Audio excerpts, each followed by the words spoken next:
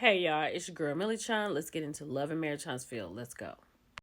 So we're here with Kimmy and Maurice. They're trying to finish up whatever this is going on, right? And they said Micah is supposed to tie up the little loose ends. And I'm guessing Micah is the project manager. And Maurice wants to hire someone. He doesn't want to put any pressure on his brother, right? So he also has been caught in a lie because he pretended like he liked to do things and fix things to get Kimmy to marry him, and now that she's there, the truth comes out. He doesn't like to do anything. I think Maurice is actually very lazy. I'm with Kimmy. Don't nobody care about you being a lawyer. You're a lawyer at work, but you're a man when you come home, and you should be handling things. You elected to have a wife, you elected to have a home, and you elected to be a lawyer. Handle it. Be a man. So here in the confessional, Kimmy is like that. She was like, I really wish that you'd like to help me. I wish you could have a little foresight, right? I would just want to point this out that Kimmy has been having this conversation in this confessional with Maurice since we met them on the show. It has not gotten any better. So they switch gears, right? So she's telling him that her and Tisha went to the Yanni Steam and she asked the lady if she had something for the libido. And he was like, you don't need anything like that. God gives you everything you need, blah, blah, blah. Right? Kimmy, I think it's just that we get a little irritated with you because we were really riding with you. We are still riding with you because we want to make sure you're okay. And that was so important to us. And we don't like your husband because he made it seem like you bouncing on top of him was much more important than you fighting for your life. I hope that comes across okay. So then they complete this conversation talking about Tisha at the Yanni Steam with the pregnancy test. And Maurice is like, the fact that she would even take a pregnancy test is crazy knowing that your husband had a vasectomy. And Tisha saying maybe one slipped through. That was the worst scene ever. Like, y'all could have found something else to talk about. But what I really thought was funny was when Maurice said, since Tisha has all these things that she's dealing with, maybe she should go to Africa alone. That's a good idea. Let's keep going.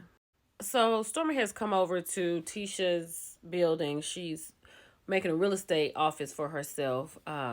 She says she's not productive at home, but last week she said she wanted to probably stay home. So she just don't want to do anything else, or like I'm confused. But anyway, Stormy, I think you need to stay out of this with her and Kiki. This is a family situation. Let that work itself out. I know you want to be the mediator, and that's really sweet, but leave these two alone. They'll figure that out. Tisha, nail in the coffin. Not nailed the coffin. Nail in the coffin. Now, Tisha says she hasn't seen Kiki like take any medication. How can she sit here and tell Stormy that Kiki is on something? You know what I'm saying? Like, I just wish it could be some nonfiction. Like some stuff that makes sense coming from her. Child, so Tisha tells Stormy that she had gone to Vegas with some friends for a birthday party. Then Stormy's like, well, did Marcia go? She was like, no, he went to Columbia, one of his friends, to a bachelor party. Now, they talking about Columbia, like out of the country Columbia, not Columbia, South Carolina. What in the world? So, Stormy tells her, like, that's where they have brothels. Tisha's response, is it? Lets me know everything. The insecurities are welling up. Now, when Tisha got in this confessional talking about her and Marcia go out, they know how to behave themselves, they're having a good time living life, and maybe Stormy needs to get out of the warehouse. She's a little defensive, right? Because now she has her guards up. Stormy stays in the warehouse because Stormy actually has a company that she's actually working on. She's not risking her life just standing in the middle of an empty building like you are, Tisha. Let's keep going. So Tisha said the reason that Stormy's information was on the back of her children's hair care products is because she was so busy with Sculpt and she wasn't hands-on. Okay. So as Tisha is talking, Stormy's like, don't you think you owe me an apology? So Tisha's like, for what? And in her confessional, she was like, she paid somebody to do their website. Nah, we're not apologizing. No accountability. Tisha's a dun, right? So she tells Stormy that Stormy should have called her. Stormy said, I did. Then she sent up there looking dun and not even acknowledging that the fact she did. And she said it didn't look stupid for her to have Stormy's information on her products. Tisha really believes that it did not make her look crazy. Complete denial. If there's anybody out there with the Macy and Mila hair products, tag me in the unboxing. I like to see that because Tisha said they sold a lot of products. So I like to see it. Let me know. Okay, so Chris has come to see Nell to talk about Chris Jr. coming to see him. Before I say what I'm going to say, I have to say this. We want Chris Jr. to be well. We want him to be okay and in a great place. With that being said, I agree with Nell. He is just feeling entitled. He's not making grown-up decisions. I understand why they go to Chris, because Nell is a tough cookie. But I get that. Because she's not going to coddle them. She's going to tell them like it is. And that's her child. And you know she loves him. And she's right. Now, Chris is going to listen. And he's going to reason. And he's going to hear what they say. And you need that too. But at the end of the day, I'm with Nell. Now, this is what I'm talking about that we love on television. Now, you got Hot Head over here. And you got Cool Heels right here. And after Chris explained it to Nell, and Nell I'm still on her side, right? She agrees that the baby needs some help. But he's going to have to get it because she says she's not going in there and fuss with him. And she told Chris that she was going to support him in whatever it is. This is what we want on television. This is a couple who loves each other, who has a family, and who deals with things and comes out together in the end. I want Chris Jr. to be okay. Let's keep going. So Tisha and Kimmy are waiting on Mel to get pedicures, right? And Tisha tells Kimmy that she used some stuff that went with the Yoni Steam, or the Yoni Steam worked because she and Marcia had been having a good time. Kimmy said it didn't work for her. And then Tisha's like, maybe it takes some time. Kimmy's response was, yeah, maybe so. But Kimmy is a nurse who's gone through this, who has communication from her doctor, who she tried to communicate to her husband that this is not a mental thing and it's going to take time. Like, I don't get her.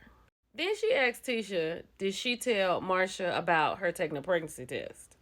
Like, first of all, you shouldn't have told Maurice. Because Tisha really don't have to tell Marcia any information like that because, well, he going to sit on TV. But if it wasn't on television, it didn't have to come out. Now she wants Tisha to tell Marcia because she knows Maurice is going to tell Marcia. Too much. So Kimmy is mentioning to Mel that she did not receive the invitation to come to Mel's name change. Mel let her know that if she had invited her, she would have had to invite Maurice, and they're friends with Martell, so that would have been a whole thing. But Mel invited who she wanted to be there. She did not want you all to be there. And I don't blame her. And even though she's cleared it up for Kimmy, the fact that she feels like she didn't make the cut, like, it's a problem. Ma'am, sometimes it just doesn't seem like you're on Mel's team. So get over it. Kimmy, Mel changing her last name back to Rogers, and she's no longer Holt, even though her children's last name are Holt. She was married to Martell, so her children were not born out of wedlock. So she is choosing to change her name to Rogers to disconnect from the negativity that goes along with her having that name as an adult. The children will have their father's name. Like she said, it's just not mine anymore. And P.S., Kimmy, usually if the mother is not married to the father, the child has the mother's last name, right? So it would be the father's last name that the child doesn't have. And like Mel said, technically, like, you're a baby mama. Mel was a wife. Let's keep going. Am I tripping? Or can't you just search the person's name and see if you want to unblock them? You don't have to go down your block list. Do you have to do that? I love Stormy. Stormy said Tisha and Marcia had showed up an hour and a half late. Why do they do that? And when Stormy said, B, you think you somebody, that does it for me. Why won't Tisha wear clothes that are her size? Like, they do make different sizes, Tisha. Child, Marsha said he was going to ignore Stormy, and Stormy said that's why Tisha got a drink thrown in her face. Now Tisha feels a certain way and feels like Stormy has a problem with her.